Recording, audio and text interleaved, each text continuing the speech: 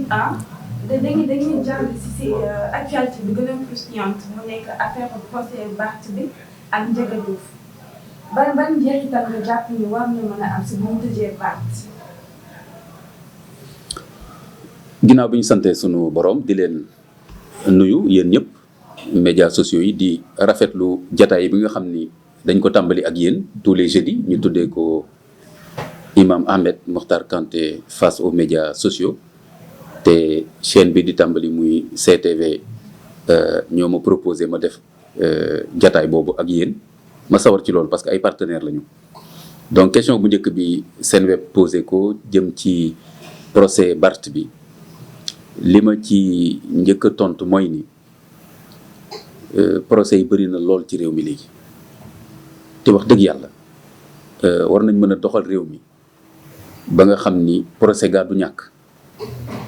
te sax dafa war di am ndax léeg-léeg foog ñu dem fi mbaxane doone benn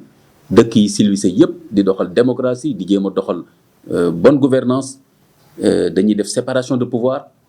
institution judiciaire bi day am àqam dossier bu fa dem ñu traité ko correctement kon loolu gis ngeen ko France ak États-Unis fépp dañuy def yenn saa ay procès yu metti yu gudd kon loolu dafa bokk ci démocratie bokk ci bonne gouvernance mais nag procès yi bu baree lool léegi ku sëqat sax ñu citation directe la yóbbu la tribunal nangam ak nangam téye la fa ay fan léeg-léeg ñaareel ba homme politique ak femme politique yi man dama gis ne ñu ngi jël réew mi en otage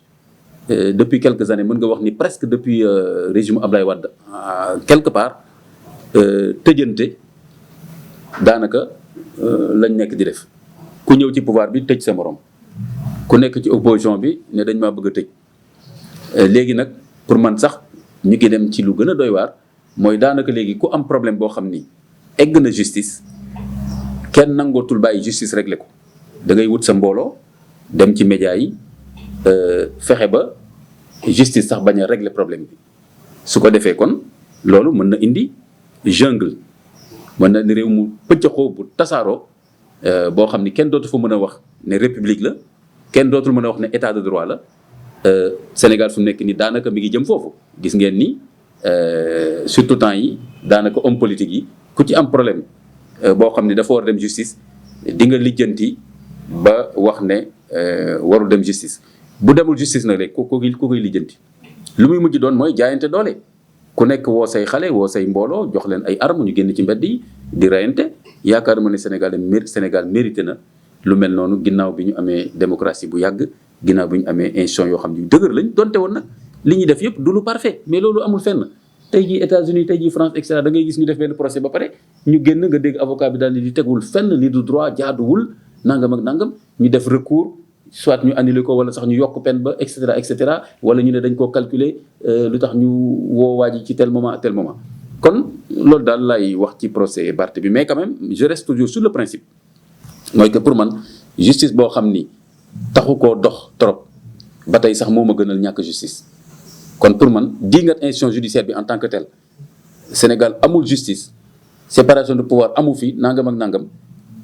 am na lu ci nekk dëgg. mais nag bëgg ko def benn principe ba léegi kon institution judiciaire dootul am benn légitimité loolu c'est très dangereux kon loolu classe politique bi pour man waruñu yóbbu Sénégal ci wàll boobu moo tax ku ci am dossier bu dem justice comme dossier Barth bi nit faatu na mais foog mu dem justice parce que comme nit ku faatu benn mala bu faatu sax man léegi incha allahu taala xaar leen ba sama association bi pare association pour protection du bien-être animal di ngeen ma dégg may dem justice ak ñoo xam ne dañuy toroxal mala waxuma la nit kon nag bakkan bu faatu mais su demul justice mais fan lay dem kon nag léegi magistrat yi tamit am naa message pour ñoom nañ xam ne am na crise de confiance bu am entre ñoom ak population yi parce que dafa am ay dossiers judiciaires yoo xam ne nit ñi dañu gis ne niñ ko lijjantee xaw na doy waar kon ñoom tamit nañu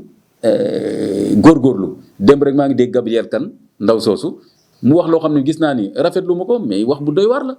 te yooyu yëpp dafay bokk ci li ma wax ni mu wax ne la justice sénégalaise est complice des violences faites aux femmes au Sénégal ma ne wax bi rëy na di complice mën naa sax nangu mu ne justice Sénégal dañuy bàyyi seen loxo wala dañuy woyofal ay violence yoo xam ni ci jigéen ñi la jëm ñu yóbbu ko ci ñoom mais la justice sénégalaise est complice, je reprends ces mots, est complice des violences faites aux femmes ma ne waa kooku moom tam côté femme moo ko intéressé nee na justice bi complice lañ ñi nga xam ni politique ñoo leen intéressé dañuy wax ne justice bi amu fi li ma nekk homme politique di xeex ak Macky moo tax ñu bëgg maa jàpp même ki nekk tamit oustaz wala imam et cetera moom tamit suñ ko yóbboo justice mu ne diine la ñuy xeex moo tax ñu bëgg maa jàpp je crois que kon tamit nañ def attention magistrat itam nañ gën a def attention gën a jël seen cër te xam ne ci séparation de pouvoir lañ nekk maanaam xam nga da ngay dégg souvent ñu naan ministre bi lii et cetera mais magistrat bi ci boppam moo war a njëkk a nekk sa propre conscience éthique